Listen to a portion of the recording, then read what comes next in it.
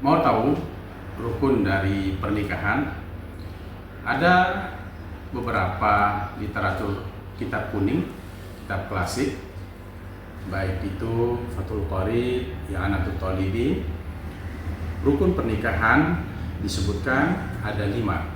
Pertama, harus ada mempelai laki-laki, dan mempelai laki-laki ini harus Islam, baligh. Artinya mempelai laki-laki sudah mencapai 19 tahun sesuai dengan amanat undang-undang, berakal, dan juga bukan muhrim dari calon mempelai wanita. Kemudian rukun pernikahan yang kedua sama, yaitu Islam, baligh, artinya sudah mencapai umur 19 tahun. Kalau kita lihat dari undang-undang pernikahan yang saat ini, yaitu laki-laki 19 tahun dan perempuan 19 tahun. Juga mempelai perempuannya berakal dan tentunya bukan muhrim atau ada larangan menikah dari perempuan tersebut dengan orang lain.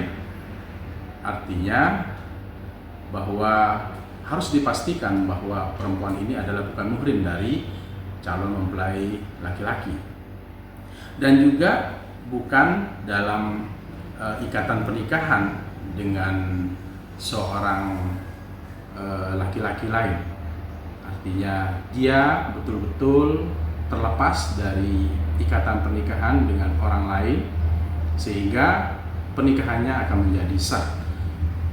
Rukun pernikahan yang ketiga adalah adanya wali, dan Imam Syafi'i mewajibkan adanya wali. Hadis baginda Rasul menyebutkan la nikaha illa biwaliyin wa syahidai adlin. Tidak sah pernikahan seseorang kecuali dengan adanya wali dan 2 orang saksi yang adil. Wali ini tentu wali yang beragama Islam, berakal, baligh, dan tentunya tidak dalam keadaan fasik. Kemudian rukun pernikahan yang keempat adanya 2 orang saksi laki-laki.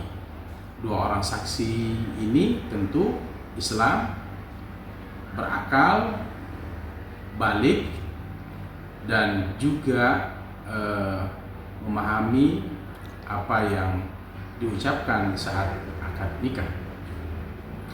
Dan dalam ijab qabul yang harus diperhatikan adalah begitu wali mengucapkan ijab qabul, maka di sini harus mubasyarah. Nanti kita jelaskan di rukun pernikahan yang kelima. Rukun pernikahan yang kelima adalah adanya sigot atau lafaz. Lafaz menikahkan. Misalnya seorang wali mengatakan, wahai Mustafa, saya menikahkan kamu dengan anak saya dengan mas kawin, tersebut nama anaknya, dengan anak saya Zainab dengan mas kawin 2 juta rupiah dibayar tunai. Lalu sang suami atau mempelai laki-laki mengatakan langsung dengan mubasyarah, jangan ada jeda, saya menerima nikahnya Zainab dengan mas kawin 2 juta rupiah dibayar tunai. Imam Syafi'i mensyaratkan dalam ijab dan qabul itu tidak ada jeda. Mungkin jedanya hanya bernafas sebentar lalu dengan penerimaan.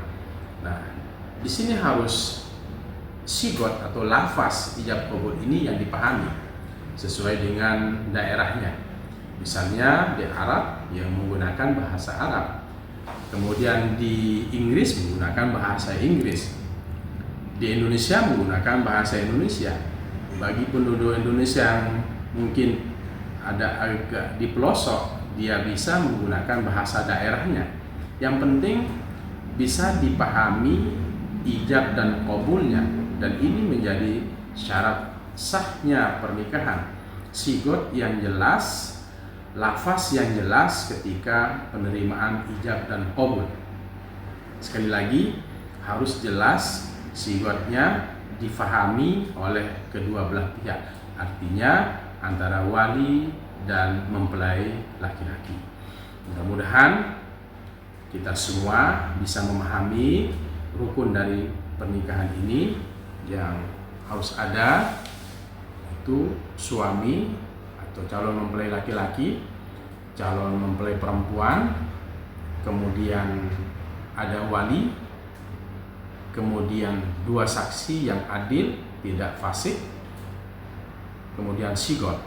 Nah, saya ingin katakan bahwa sebelum akad nikah ada pembacaan dua kalimat syahadat sebagai tradisi kita, kemudian pembacaan sholawat dan istighfar, dengan harapan kita semua di tempat itu sudah minta ampun kepada Allah Subhanahu wa Ta'ala.